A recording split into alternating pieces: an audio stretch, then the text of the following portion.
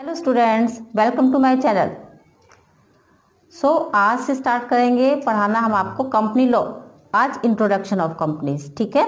ये आपको सीए में भी और बीकॉम पार्ट 2 में भी आपके काफ़ी, और एक और बात, जो ये कंपनी सेक्रेटरी का जो लोग कोर्स करते हैं बच्चे, उसमें भी ये टॉपिक आपके लिए काफ़ी बेनिफिशियल है, राइट। स्टार्ट करेंगे कंपनी लॉ को। सबसे पहले कंपनी की एक डेफिनेशन के साथ। तो देखो, बहुत सारे बिजनेस फॉर्म्स होती हैं, जैसे पार्टनरशिप होगी, पढ़ी होंगी आप लोगों ने। ये बिजनेस फॉर्म्स होती है जहाँ पर हम बिजनेस करते हैं मिलजुल करके। लेकिन इन सबसे हट करके, क्योंकि पार्टनरशिप में भी कुछ ना कुछ प्रॉब्लम्स हो जाती है, तो इन प्रॉब्लम्स को कंप्लीट करने के लिए ऐसा हुआ कि कंपनी बनाई गई। अभी ये कंपनी क्या होती है, तो कंपनी ये समझ लो कि ये बहुत सूटेबल एक फॉर्म होती है बिजनेस करने के लिए, जो एक लार्ज स्केल पे किया जाता है, ठीक है। तो जैसे हमने छोटी सी डेफिनेशन यहाँ पे लिखी हुई है, the company form of organisation is considered to be most suitable for organising business activities on large scale. कि अगर हमको एक लार्ज स्केल पर अगर हमें कुछ भी बिजनेस करना है, तो फिर उसके लिए बहुत ज़्यादा सुटेबल फॉर्म होती है, और उसे हम क्या कहते हैं, कंपनी कहते हैं। इस एक छोटी सी डेफिनेशन हमने दी है, joint stock company is an artificial person. क्या होता है ये होता है एक आर्टिफिशियल पर्सन है ये, ठीक है। Having a separate legal existence, इसका लीगल एग्जिस्टेंस एकदम सेपरेट होता है, परपेचुअल सक्सेशन होता है, और एक कॉमन सील होती है, ठीक है। अब इसकी डेफिनेशन को देख करके ही इसकी फीचर्स को हम यहाँ पर क्लियर कर सकते हैं कि सेपरेट लीगल एग्जिस्टेंस होता है। इसकी लीगल एंटिटी इसके मेंबर्स से अलग होती है, ठीक है। माने कंपनी अलग और कंपनी के मेंबर्स अलग। आर्टिफिशियल पर्सन है, क्योंकि भाई ये एक नेचुरल पर्सन तो है नहीं, है ना। इसे कौन चलाता है, इसके मेंबर्स चलाते हैं। रजिस्ट्रेशन कराना कंपलसरी होता है, थर्ड पॉइंट, ठीक है। और परपेचुअल सक्सेशन माने एवर लास्टिंग होता है। मेंबर्स में कम, मेंबर्स में go out, but the company can never and, है ना। ये एग्जिस्टेंस में हमेशा बनी रहती है। एक कॉमन सील होती है इसकी, क्योंकि कंपनी जो होती है आर्टिफिशियल पर्सन है ना, और ये तो सिग्नेचर कर नहीं सकती, तो इसके बिहाफ पर इसके जो मेंबर्स होते हैं वो कॉमन सील यानी कि स्टैंप लगाते हैं, राइट। कॉमन सील होती है। लिमिटेड लाइबिलिटीज होती हैं इसके मेंबर्स की। Separation of ownership and control, ये इसकी ओनरशिप और इसका कंट्रोल, ये दो अलग अलग चीज़ें हैं। ओनरशिप माने कंपनी का जो मालिक है वो कौन है, और इसको कंट्रोल कौन करता है, यानी कि इसके शेयर होल्डर्स करते हैं, राइट। चलते हैं, अब आगे चलते हैं। आप इसके आ जाते हैं। अब हम काइंड्स पढ़ेंगे कि कंपनीज हमारी जो हम पढ़ तो रहे हैं, इसके काइंड्स कितने होते हैं। तो कुछ हमने अलग अलग इसको डिवाइड कर दिया है। जैसे अकॉर्डिंग टू, सबसे पहले इनकॉर्पोरेशन, कंपनी का इनकॉर्पोरेशन होता है ना। इनकॉर्पोरेशन माने कंपनी यहाँ पर बनाई जाती है, ठीक है, इनकॉर्पोरेट की जाती है। तो इनकॉर्पोरेशन से में कंपनी के पार्ट्स होते हैं। जैसे आ जाती है सबसे पहले चार्टर्ड कंपनी। चार्टर कंपनी कौन सी होती है, charter company is an association form by members और share holders for the purpose of trade. ये सब चार्टर्ड कंपनीज हैं, ठीक है। क्या होती हैं, ये इनके मेंबर्स बना लेते हैं मिलजुल के, या फिर शेयर होल्डर्स बना लेते हैं मिलजुल करके। और किसके लिए, ये हम सिर्फ ट्रेड के पर्पस के लिए ये हो जाती है हमारी चार्टर्ड कंपनी। पर्पस सिर्फ उनका ट्रेड का पर्पस होगा, तो शेयर होल्डर या मेंबर मिलकर बना लेते हैं। स्टेटरी कॉर्पोरेशन आ जाती है। स्टेटरी कॉर्पोरेशन कौन सी, देखो इसके लिए एक स्पेशल एक्ट पास किया जाता है पार्लियामेंट में, ठीक है, और तब ये कंपनीज बनाई जाती हैं, तभी एग्जिस्टेंस में आएंगी जब इसके लिए एक स्पेशल एक्ट पार्लियामेंट में बन जाएगा। इसलिए इसको कहते हैं स्टेटरी कॉर्पोरेशन। तो इससे रिलेटेड जो भी कॉन्फ्लिक्ट्स होते हैं वो इस एक्ट में मेंशन होते हैं कि अगर कोई कॉन्फ्लिक्ट हुआ तो इसका निपटारा इस तरीके से हो जाएगा, राइट। फिर आती है रजिस्टर्ड कंपनीज। तो रजिस्टर्ड कंपनीज जो 2013 में रजिस्टर्ड होती हैं। तो क्वेश्चन ये उठता है कि क्या इससे पहले कोई और एक्ट नहीं था, नहीं था। हमारे जब इंडिया अपना आज़ाद हुआ था उस टाइम पे भी कंपनीज थी अपने हाथों। लेकिन क्या होता है कि समय समय पर ना इन एक्ट में अमेंडमेंट्स होते रहते हैं, चेंजेस होते रहते हैं, सुधार होते रहते हैं, तो फिर उसको नाम दे दिया जाता है। जैसे अपना लास्ट सुधार कब हुआ, 2013 में, तो कंपनीज एक्ट 2013। लेकिन इससे पहले भी जो अगर रजिस्टर्ड हो चुके तो वो कंपनी भी वैलिड है, ऐसा नहीं है कि वो वैलिड नहीं है, इसी में ही करना चाहिए, वो भी वैलिड है, राइट। तो वो हो जाती है हमारी रजिस्टर्ड कंपनीज। आगे चलते हैं नेक्स्ट। अकॉर्डिंग टू ओनरशिप के हिसाब से ज़्यादा आ जाते हैं। तो आती है हमारी प्राइवेट कंपनी, पब्लिक कंपनी और वन मैन कंपनी। अब प्राइवेट कंपनीज क्या होती है, प्राइवेट लिमिटेड, यानी कि देखो प्राइवेट लिमिटेड बहुत सिंपल है। सेक्शन लिखा हुआ हमने, section 268 of Indian companies act 2013 के हिसाब से private company means a company which by its article restrict the right to transfer its share. अपने शेयर को क्या कर सकती है, ये शेयर को ट्रांसफर नहीं कर सकती है, उस पर रेस्ट्रिक्शंस लगे हुए हैं। हैज़ मिनिमम, इसके दो मेंबर होंगे, मैक्सिमम 200 होंगे। और प्रोहिबिट होगा एनी इन्विटेशन, यानी कि पब्लिक को सब्सक्रिप्शन के लिए ये इन्वाइट नहीं कर सकती। शेयर पढ़े हैं ना आप लोगों ने, शेयर को पब्लिकली ऑफर किया जाता है, एप्लीकेशन दी जाती है, तो प्राइवेट कंपनीज अपने शेयर्स को पब्लिकली ऑफर नहीं करा सकती है। ठीक है, पब्लिक कंपनी बिल्कुल इसके अपोजिट हो जाती है। जो कंपनी प्राइवेट नहीं है इसका मतलब वो पब्लिक होगी, तो इसमें 7 मेंबर्स होंगे मैक्सिमम, कोई लिमिट ही नहीं है। इसका कोई रेस्ट्रिक्शंस नहीं होगा, आप अपनी सिक्योरिटीज को ट्रांसफर कर सकते हैं और जनरल पब्लिक में सब्सक्रिप्शन भी कर सकते हैं। ठीक है, कोई भी प्राइवेट कंपनी जो सब्सिडरी होगी पब्लिक कंपनी की, ये इंपॉर्टेंट चीज़ है यहाँ पर आपकी, कोई भी प्राइवेट कंपनी जो सब्सिडरी होगी पब्लिक कंपनी की, वो भी पब्लिक कंपनी के इक्वल ही हो जाती है। राइट, आगे चलते हैं। 1% कंपनी, 1% यानी कि OPC. OPC means a company with only 1% as its members. एक कंपनी जिसका सिर्फ एक ही पर्सन है वो हो जाती है हमारी 1% कंपनी। समझ गए मेरी बात को आप लोग, है ना, उसे 1% कंपनी कहते हैं। 1% कंपनी में कुछ रिक्वायरमेंट यहाँ पर हो जाती है, जैसे कि no person shall be eligible to incorporate more than 1 OPC और become nominee in more than 1 such company. एक से ज़्यादा में नहीं हो सकता। और OPC to compulsory convert itself into public और private company in certain cases where the paid up capital, मैंने paid up share capital of an OPC exceed 50 lakh rupees of its average annual turnover during the relevant period exceeds 2 crore rupees. Okay, then it shall cease to be entitled to continue as a 1% company. I think मेरी बात को समझ में आ गई होगी। ठीक है ना, 50 लाख रुपीज। ओके, चलते आगे। अकॉर्डिंग टू कंट्रोल, कंट्रोल के हिसाब से कंपनीज होती है हमारी, ये होगी एक होल्डिंग कंपनी होती है, एक सब्सिडरी कंपनी, एक एसोसिएट कंपनी होती है। होल्डिंग कंपनी देखो, पहले इसकी छोटी सी डेफिनेशन में लिखी, it involves a parent corporation that can earn of equity and voting rights in other company. किसी और कंपनी में हमारे पास किसी और कंपनी, जैसे कंपनी है माना, उस कंपनी के 50% से ज़्यादा इक्विटी इनके पास हैं और वोटिंग राइट्स भी हमारे पास हैं, तो हम हो गए उसकी होल्डिंग कंपनी, वो हो गई हमारी सब्सिडरी कंपनी। समझ गए, 50% से ज़्यादा हो गए, क्लियर बिल्कुल। तो फिर हम उसकी पॉलिसीज़ को भी कंट्रोल करेंगे, उसके डिसीजंस को भी कंट्रोल करेंगे, क्योंकि 50% से ज़्यादा का शेयर हमारे पास है, होल्डिंग कंपनी, हम होल्ड कर रहे हैं उसको, और वो हो गई हमारी सब्सिडरी कंपनी। अब एसोसिएट कंपनी फिर क्या होगी? A company in which other company has a significant influence but which is not a subsidiary company. Subsidiary नहीं है, लेकिन जितना भी छोटा मोटा भी अगर पार्ट है तो वो भी बहुत सिग्निफिकेंट है। भाई सरकार बनती है तो उसमें हमारे लिए दो भी पर्सन हमारे लिए बहुत इंपॉर्टेंट रोल प्ले कर देते हैं, है ना, वही एसोसिएट कंपनी हो जाती है, कि सब्सिडरी नहीं होगी लेकिन बहुत सिग्निफिकेंट होगी ये कंपनी। ठीक है, चलते हैं आगे। अब आ जाती है हमारी अकॉर्डिंग टू लायबिलिटी। लायबिलिटी के हिसाब से कंपनीज कैसी होती हैं? तो लायबिलिटी के हिसाब से कंपनी आती है कंपनी लिमिटेड बाय गारंटी, है ना। तो जैसे नाम से बिल्कुल क्लियर है कि यहाँ पर गारंटी के हिसाब से, है ना, means a company having the liability of its members limited by the memorandum to such amount as the members may respectively undertake to contribute to the assets of the company. वो पहले ही बता देंगे कि इतना है, guarantee ले लेंगे भाई इतना कर सकेंगे, उसके आगे नहीं। ठीक है, जब कंपनी वाउंड अप होगा तो भाई इतना, ये गारंटी है कि भाई हम 50,000 लेकर के आएंगे, हम 25,000 लेकर के आएंगे, तो वो कंपनी होगी लिमिटेड बाय गारंटी। ठीक है, कंपनी लिमिटेड बाय शेयर्स, तो ये बहुत सिंपल है कि जितना शेयर्स होंगे, जितने के पास जितने भी शेयर होल्डर्स होंगे उनके पास जितने शेयर्स होंगे वो उनकी लायबिलिटी उतने तक ही लिमिट हो जाती है, उसके बियॉन्ड वो नहीं करेंगे। ठीक है, चलते हैं आगे। अकॉर्डिंग टू ओनरशिप, ओनरशिप में आ जाती है गवर्नमेंट कंपनी। तो गवर्नमेंट कंपनी बहुत क्लियर है, any company which not less than 51% of the paid up capital share capital is held by. अगर गवर्नमेंट ने आपकी कंपनी के 51% शेयर कैपिटल गवर्नमेंट के हैं, that is called government company. समझ गए, 51% होना जरूरी है।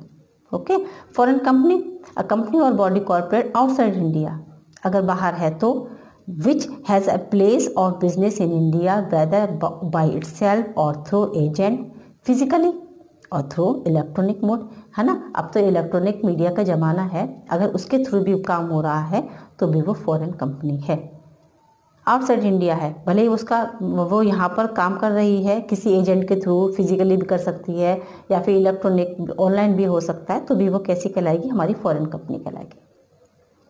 कुछ और भी कंपनीज को हमने मेंशन किया हुआ है। चैरिटेबल कंपनी, चैरिटेबल जैसे इसके नाम से क्लियर है, ये नॉट फॉर प्रॉफिट ऑर्गेनाइजेशंस होते हैं जो प्रॉफिट के लिए नहीं बनाए जाते, सिर्फ चैरिटी के लिए ही बनाए जाते हैं। जैसे हॉस्पिटल्स हैं, बहुत सारे एजुकेशनल ट्रस्ट होते हैं, स्पोर्ट्स क्लब होते हैं। वो फाइनेंशियल कंपनीज वो कंपनीज होती हैं जो लोगों से फाइनेंस लेती हैं और उनको ये एश्योर करा देती है, एश्योरेंस दे देती है कि भाई जो आपका पैसा हमारे यहाँ लगा हुआ है वो एकदम सेफ है। ठीक है, तो वो फाइनेंशियल कंपनी हो जाती है। इन्वेस्टमेंट कंपनी भी इसकी जैसी होती हैं, वो भी लोगों को ये एश्योरेंस करा देती हैं कि आप अपने हमारी कंपनी में इन्वेस्ट कर सकते हैं तो आपका पैसा डबल हो जाएगा, ट्रिपल हो जाएगा, या फिर आपको इतने रेट से इंटरेस्ट दे दिया जाएगा। ये सारी चीज़ें आ जाती हैं। प्रोड्यूसर कंपनी, यहाँ पर प्रोडक्शन किया जाता है तो वो लोगों से इसलिए पैसे को लेती हैं कि भाई वो उनके पैसे से प्रोडक्शन कर दिया जाएगा तो आपका रुपया बढ़ सकता है। बैंकिंग कंपनी जैसी बैंक होती हैं, है ना, ये गवर्नमेंट की बैंक होती हैं, बाकी जो आपके प्राइवेट बैंक है ना वो सब बैंकिंग कंपनी में ही आती हैं। ठीक है, तो लोगों से क्या करती है, वो डिपॉजिट करती हैं, लोगों को लोन देती हैं। ठीक है, और लोगों से लोग इन्वेस्टमेंट रखती हैं अपने पास। सेम इंश्योरेंस कंपनीज होती हैं जो इंश्योरेंस करती है, जो किसी भी ऐसी इवेंट्स के लिए जो हुआ नहीं है लेकिन अगर अचानक हो जाता है तो क्या होगा, उसके लिए लोगों का इंश्योरेंस रखती है और लोगों की कैसे कर सकते हैं, उनके हित में काम करती है। हो गई इंश्योरेंस कंपनी आपकी। एक और आपकी आ जाती है फेयर कंपनी, हमने मेंशन नहीं किया है। फेयर कंपनी आ जाती है जो सबके लिए, मतलब समझ लीजिए वो एक डोमिनेंसी कंपनी होती है, काफ़ी पावरफुल कंपनी होती है, वो काम करती हैं इसमें। आ जाते हैं आगे formation of joint stock company. अब आ जाता है आपका यहाँ पर कंपनी को अब हम बनाएंगे, हमें एक कंपनी बनानी है तो हम कंपनी बनाने के लिए क्या क्या काम करते हैं। सबसे पहले काम होता है प्रमोशन का। क्या काम होता है? प्रमोशन का। फिर इनकॉर्पोरेशन, फिर कैपिटल सब्सक्रिप्शन और फिर हो जाता है कमेंसमेंट ऑफ बिजनेस। हमने 4 दे रहे, प्रमोशन, इनकॉर्पोरेशन, कैपिटल सब्सक्रिप्शन और कमेंसमेंट ऑफ बिजनेस। पहले सबसे पहले आ जाता है आपका प्रमोशन का। प्रमोशन क्या चीज़ होती है? देखो, किसी भी काम को करने से पहले एक प्लानिंग तो करनी पड़ती है हमको। ठीक है, तो समझ लो प्रमोशन एक फर्स्ट स्टेज है किसी भी कंपनी को बनाने के लिए। तो आइडिया है अभी तो स्टार्ट करने का कि हमें फॉर्म करनी है, तो यहाँ पे प्लानिंग होगी, ऑर्गेनाइजिंग होगी, रिसोर्सेज को इकट्ठा करने की, हमें किस चीज़ का बिजनेस करना है इस बारे में भी सोचने की। तो एक कोई तो पर्सन होगा जो ये सारी चीज़ें सोच रहा होगा, बस वही जो पर्सन है उसे हम क्या कहते हैं? प्रमोटर होता है वो हमारा। कौन होता है? प्रमोटर। ठीक है, प्रमोटर के बारे में हम बाद में बात करेंगे, पहले प्रमोशन के बारे में बात कर लेते हैं। राइट, अब चलो ये सारे काम हो गए। अब इसमें स्टेप्स कौन कौन से रखेंगे हम प्रमोशन में? तो प्रमोशन के स्टेप्स हैं, सबसे पहले आइडेंटिफिकेशन ऑफ बिजनेस अपॉर्चुनिटी। अभी हमको सबसे पहले ये पहचानना है कि हमें कौन सा बिजनेस किस तरीके का बिजनेस हमें करना है जो हमारे लिए प्रॉफिटेबल होगा। तो सबसे पहले आ जाता है आइडेंटिफिकेशन ऑफ बिजनेस अपॉर्चुनिटी। ठीक है, कौन सा बिजनेस करना है जो हमारे लिए प्रॉफिटेबल हो सकता है, रिस्क जिसमें कम हो। देन आ जाता है फीसिबिलिटी स्टडी। फीसिबिलिटी माने अब होगी डिटेल इन्वेस्टिगेशन उसकी। अभी हमने सोच तो लिया कि माना हमें इस चीज़ का बिजनेस करना है, अभी डिटेल इन्वेस्टिगेशन तो कर लें। उसमें टेक्निकल फीसिबिलिटी, कौन सी टेक्निक से बिजनेस किया जाएगा, किन टेक्नोलॉजी को यूज़ किया जाएगा, कितना फाइनेंशियल फीसिबिलिटी, कहाँ से फाइनेंस का अरेंजमेंट करेंगे हम, कितना करेंगे, कितना लोन लेंगे, शेयर्स कैपिटल लेंगे या फिर डिवेंचर्स लेंगे, ये सारी चीज़ें देखनी है। फिर आ जाता है इकोनॉमिक फीसिबिलिटी। तो इकोनॉमिक फीसिबिलिटी क्या होती है? कुछ प्रोजेक्ट ऐसे होते हैं जो बहुत प्रॉफिटेबल होते हैं और कुछ ऐसे होते हैं जो कम प्रॉफिटेबल होते हैं, तो हमें ये सोचना है कि हम कौन सा बिजनेस करना चाहते हैं। ठीक है, चलो अब ये 2 हो गया। आगे आ जाते हैं नेम अप्रूवल। इतना सोच लिया, अभी हमको यहाँ पे क्या रखना होगा, उसका नाम रखना होगा, क्योंकि कंपनीज के नेम सेम नहीं हो सकते हैं, तो हमें अपना एक डिफरेंट नेम रखना है, तो हम नेम अप्रूवल कराएंगे। Then fixing up signatories to memorandum of association. अब कौन कौन से लोग मेमोरेंडम में साइन करेंगे, क्योंकि यही जो लोग होते हैं ये मेमोरेंडम के फर्स्ट डायरेक्टर बन जाते हैं।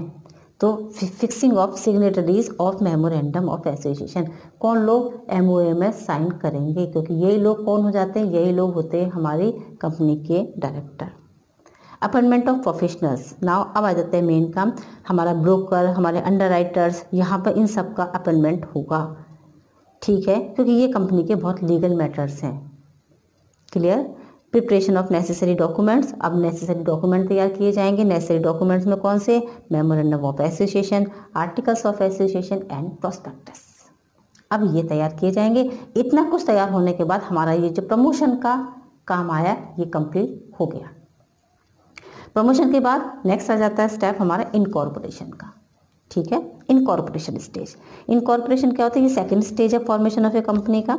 इनकॉर्पोरेशन मीन्स क्या होता है? Registration of A company under companies act 2013। यहाँ पर हमें कंपनी का क्या कराना है? रजिस्ट्रेशन कराना है, क्योंकि बिना रजिस्ट्रेशन के तो कंपनी एग्जिस्टेंस में आएगी ही नहीं। इसके लिए हम क्या करेंगे? सबसे पहले filing of necessary documents. Necessary documents को हम फाइल करवाएंगे। अब नेसेसरी डॉक्यूमेंट्स कौन से हो सकते हैं? तो memorandum of association, articles of association, statement of authorised capital कितनी है हमारी, लिस्ट ऑफ डायरेक्टर्स, उनके नेम, एड्रेसेस, ऑक्यूपेशंस, एज, है ना। रिटन कंसेंट भी होनी चाहिए डायरेक्टर्स की। Notice of address of registered office, आपकी कंपनी का रजिस्टर्ड ऑफिस कहाँ होगा, उसका एड्रेस मेन। और statutory declaration stating that all the formalities related to the formation of the company are duly completed. एक और होता है ना लास्ट में जो लिखा जाता है, एक ऐसा डिक्लेरेशन कि जितनी भी फॉर्मेशन थी वो यहाँ पर हमारी कंपनी की कंप्लीट हो चुकी हैं। इतनी बात क्लियर है? ये आएगा फाइलिंग ऑफ नेसेसरी डॉक्यूमेंट्स में। फीस का पेमेंट करेंगे भाई आप। उसके बाद रजिस्ट्रेशन हो जाएगा आपका, और उसके बाद आपको मिल जाएगा सर्टिफिकेट ऑफ इनकॉर्पोरेशन। ठीक है, आपको सर्टिफिकेट ऑफ इनकॉर्पोरेशन मिल जाएगा। तो सर्टिफिकेट ऑफ इनकॉर्पोरेशन मतलब ये हो जाती है कंपनी पूरी तरीके से लीगली बॉर्न हो जाती है यहाँ पर, है ना। एक मतलब पैदा, जैसे बच्चे पैदा होते हैं ना, ऐसे ही कंपनी लीगली बॉर्न हो जाती है इसके बाद। और इसके बाद ही कंपनी एग्जिस्टेंस में आती है, जब उसको सर्टिफिकेट ऑफ इनकॉर्पोरेशन मिल जाता है तब। ठीक है, अच्छा, सर्टिफिकेट ऑफ इनकॉर्पोरेशन में जो डेट लिखी रहती है ना, उसी डेट से ये शुरू हो जाता है। आपको कब मिला ये मैटर नहीं करता, आपको सर्टिफिकेट में जो डेट, जैसे आपकी सर्टिफिकेट में लिखी हुई है 15 डेट, आपको मिला वो 17 को, तो आपको 15 से स्टार्ट हो गई कंपनी। समझ में आ गई? क्योंकि वो आपको डेट जो लिखी हुई है वही इसमें लीगल हो जाती है पूरी तरीके से। क्लियर है ये पॉइंट मेरा? नेक्स्ट चलते हैं हम आगे। कैपिटल सब्सक्रिप्शन, थर्ड पॉइंट आ जाता है आपका कैपिटल सब्सक्रिप्शन। कैपिटल सब्सक्रिप्शन क्या होता है? अब सर्टिफिकेट ऑफ इनकॉर्पोरेशन तो मिल गया, तो प्राइवेट कंपनी तो तुरंत ही अपना शुरू कर देती है काम करना, है ना, बिजनेस करना। लेकिन पब्लिक कंपनी के लिए भी थर्ड स्टेज और आ जाती है, और उसे कहते हैं कमेंसमेंट ऑफ बिजनेस, है ना। अभी कमेंसमेंट, यहाँ पर हमको सर्टिफिकेट ऑफ कमेंसमेंट और चाहिए। सर्टिफिकेट ऑफ कमेंसमेंट अभी उसको और चाहिए, किसको? सिर्फ पब्लिक कंपनी को, प्राइवेट कंपनी को नहीं, सिर्फ पब्लिक कंपनी को यहाँ पर रिक्वायरमेंट होती है। उसके लिए उसे क्या करना होता है? उसमें कुछ स्टेप्स हैं।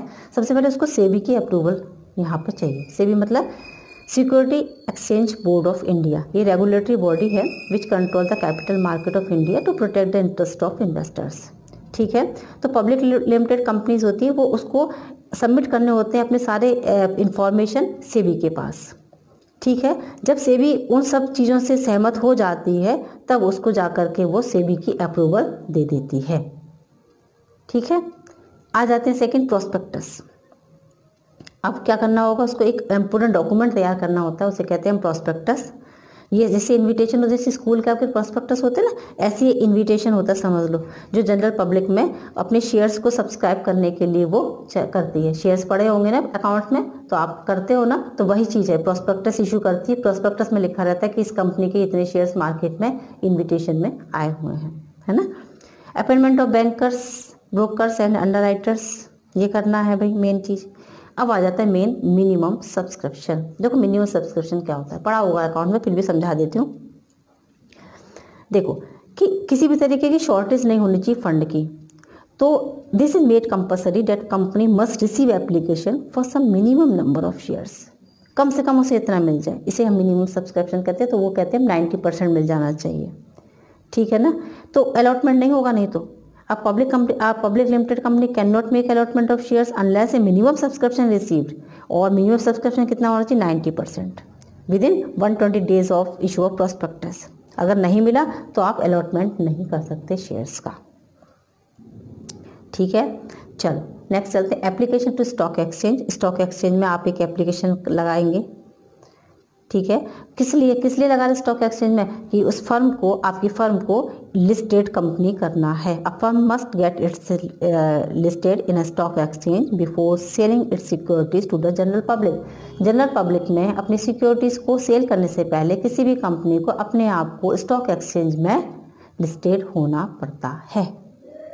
ठीक है। इसके लिए वो एप्लीकेशन लगाएगा स्टॉक एक्सचेंज में, ठीक है, और उसके बाद में लास्ट में उसको अलॉटमेंट ऑफ शेयर करने यहाँ पर वो कर सकता है। After getting the name listed, जैसे उसका नेम लिस्ट हो जाता है, the company prepare a return of allotment, वो अलॉटमेंट कर सकता है। इतनी बात क्लियर हो गई।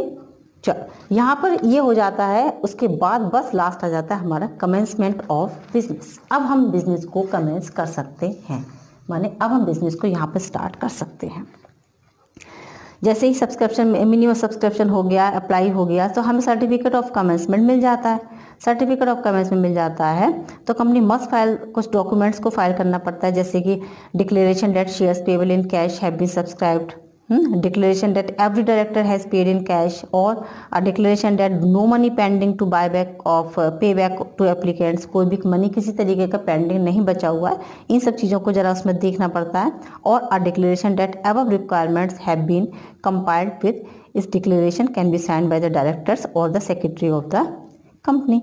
अगर ये सारी चीज़ें, ये सारे डिक्लेरेशन हो जाते हैं तो एक कंपनी अब यहाँ पर अपना बिजनेस को कमेंस कर सकती है। ठीक है, तो यहाँ पर आकर के कंपनी का फॉर्मेशन हमारा यहाँ पर पूरी तरीके से फिनिश हो जाता है। अच्छा, एक और चीज़, एक प्राइवेट कंपनी अपने आप को पब्लिक कंपनी में भी कन्वर्ट कर सकती है। ठीक है, अच्छा, ये इसके लिए थोड़े से पॉइंट्स और भी अलग हैं, तो उसके लिए अगर आप मेरे नेक्स्ट वीडियो का वेट कर लेंगे तो डेफिनेटली वो मेरे लिए बहुत ज़्यादा अच्छा हो जाएगा। ठीक है, और अगर इससे भी रिलेटेड कोई भी प्रॉब्लम हो तो मुझे आप बता सकते हैं, मुझे आप टेलीग्राम पर भी मिल सकते हैं, और उसका जो लिंक है वो आपको नीचे डिस्क्रिप्शन पे मिल जाएगा। ओके चिल्ड्रन, अगर वीडियो मेरा पसंद आया हो तो मुझे लाइक कर ले, और मुझे कमेंट बॉक्स में जाकर के कमेंट जरूर करके बताएं कि ये आपको समझ में आया या नहीं आया। Okay children, take care, good bye.